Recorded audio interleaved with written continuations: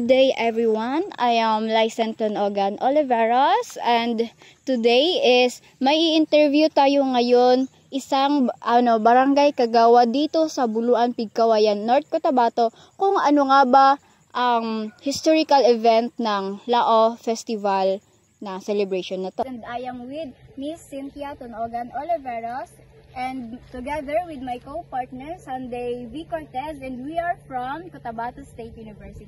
So, ayun tita, kamusta ka? Okay lang po. Okay, so tita, pwede ka ba namin ma-interview about sa Lao Festival? Okay. Okay, so the first one is, when was the first ever Lao Festival celebrated in Barangay Buluan, Pigkawayan, North Cotabato? So, it was started last year 2022. We celebrated the Lao in Barangay Buluan in collaboration with the Binibining Lao Festival 2022. We highlighted the program activities related in the Lao because we highlight the farmers activities related in the Lao or mud. So we started that year 2022. So, my second question tita is, what is the history of Lao Festival? So, the history of Lao Festival, it started year 2022 when the author is Ben Ray Marco.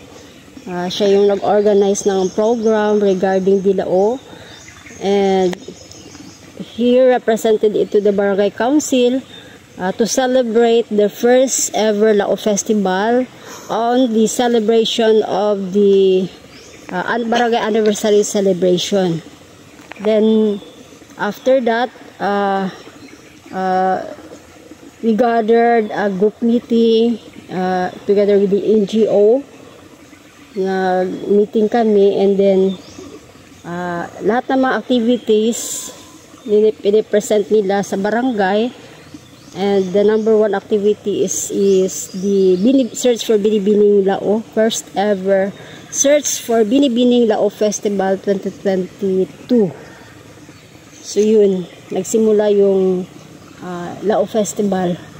Tsaka gin-highlight namin yung Lao kasi because the reason is as we people in the barangay, we came from Lao or mud kasi, di ba, diyan tayo nagsisimula sa unang-una, di ba, as people created by God, ginawa ng Diyos yung tao, simula, di ba, na ginawa niya sa putik sa lupa. Yun. So, ang Lao is nag-symbolize siya ng it's very meaningful to us kasi yun ang kinabuhayan ng mga tao dito sa Buluan, yung kagaya ng mga farmers, kasi most of the people living in this barangay, their source of living is the rice field, kagaya nito, farm. So doon nagsisimula yung Lao. Kasi yung una-una ng mga celebration ng mga activities namin, ang dami namin nagawa, lahat mayroon, nagkadak sila ng mga activities regarding sa mga Lao. Ang dami, may ginawa silang mga search for Binibining Lao, and then mayroong contest din sa bao-bao, mga yung mag-drive ng bao-bao, yung motor na sa farm. Yun. Motorcross? Oo, parang motorcross. Parang motocross na hindi siya motor, pero ang gamit doon is yung para sa rice na magbungkal ng lupa.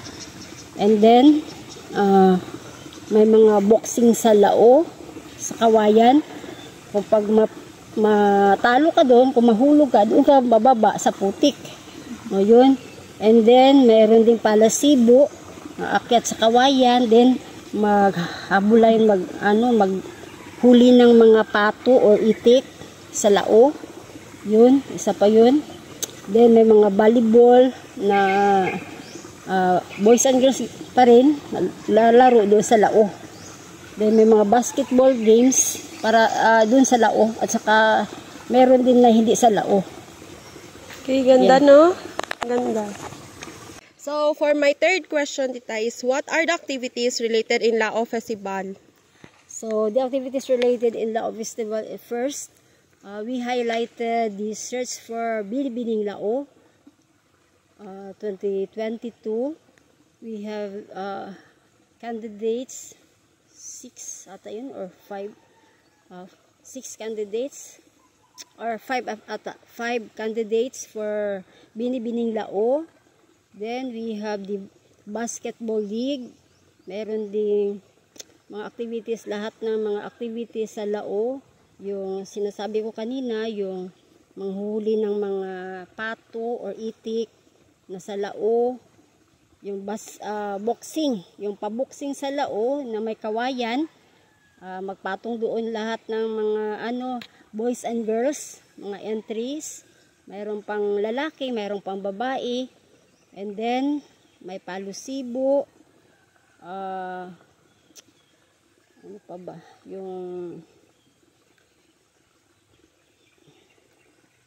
Basta yung bao-bao, yung isa na yun. Yung mag-racing sila. Meron kasi, grabe ka, trending yun kasi una-una. Napakapagod talaga yung mag-drive ng bao na racing.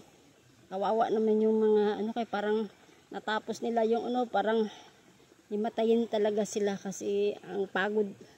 Pero maganda tingnan kung makikita doon kasi siya sa barangay na mga activities, naka-indicate doon sa activities for Binibining Lao. Meron doon yun makikita dati hanggang ngayon, celebrate namin year 2025.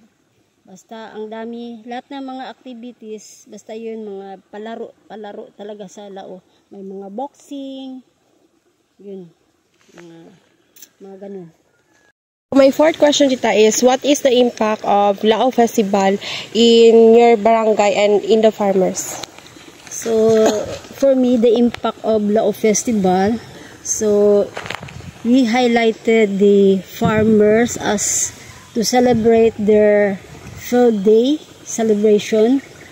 On that day, during our barangay anniversary activities, we highlight the farmers, no? So because they are lahat ng mga farmers, yung talaga yung araw nila, nagbibigay din kami doon ng mga certificates sa mga outstanding farmers sa barangay in collaboration with the Buluan Irrigators Association. Nagbibigay sila ng mga certificate. Tapos nagbibigay din sila ng mga sweatshirt. May mga nag-sponsor din na nagbibigay ng mga sweatshirt kagaya ng RCEP or sa Department of Agriculture na kay Sir Omal Abdul Kadil. Nag-sponsor po siya ng mga sweatshirt na may tatak na RCEP. Ayun. At saka isang malaking impact talaga ang Lao kasi doon parang masaya ang mga tao, yung bawat farmers kasi nabigyan sila ng mga free t-shirt, ganun. At saka yung sa mga palaro, mga games, may mga papremyo. And then ayun siguro. At saka during the events, highlight of the activity during the search, yun sa gabi, masaya, ang daming tao. Okay. So my fifth question, tita, is what was the Lao Festival help the farmers in their everyday living and why? What was The Lao Festival help the farmers in everyday living nila? in everyday living? So, for me, not totally na everyday living, but farmers join the celebration activity in order for them to highlight the activities during the anniversary or festival day.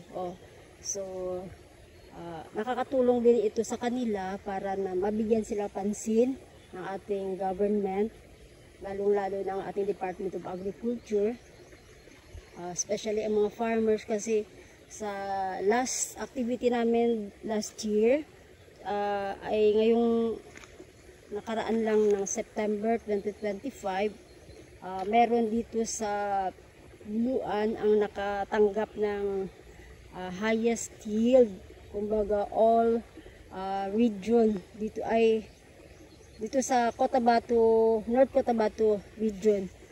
Sila na yung nananalo, yung pinakamataas na timbang ng mga palay, kasi may mga nabigyan ang Buluan Irrigators Association is nabigyan po ng mga libreng abono, yung mga pataba sa lupa, that is it includes the organic and non-organic. So nabigyan sila ng mga organic fertilizers, yun nakapadagdag ng timbang sa kanilang palayan. So during the harvest, sila ang nakakuha ng pinakamataas na yield, or sa average yield. Ang Buluan, may dalawa dito na nakatanggap, no, nakakuha ng certificate at papremyo doon sa gin-award doon sa Cotabato Province, no. Ang isa dito si Renanti Labiana, and second one is si Bonnie Marco, dalawa dito sa Buluan. So dito sa Pigkawayan ang pinakamataas na nakukuha ng rate.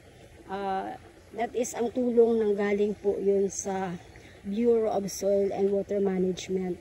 So nabigyan po sila ng mga libreng fertilizer, na organic fertilizer. Kaya yun ang nakapagbigay ng tulong sa lahat ng mga farmers dito sa Barangay Buluan. So ang laking tulong po ng Bureau of Soil and Water Management. So papasalamat din kami sa nagbigay ng tulong sa Bureau of Soil and Water Management, no, na nabigyan po ng napili nila yung Barangay Buluan as one of their beneficiary po sa kanilang programa. Okay po. So, I'm very thankful na na-interview namin si Ma'am Cynthia. So, thank you for Ma'am Cynthia for accommodating us na mag-interview. Kahit na busy si Ma'am Cynthia, and nagbigay talaga siya ng time for us na ma-interview namin siya. So, the next step is we will give her our plaque of appreciation.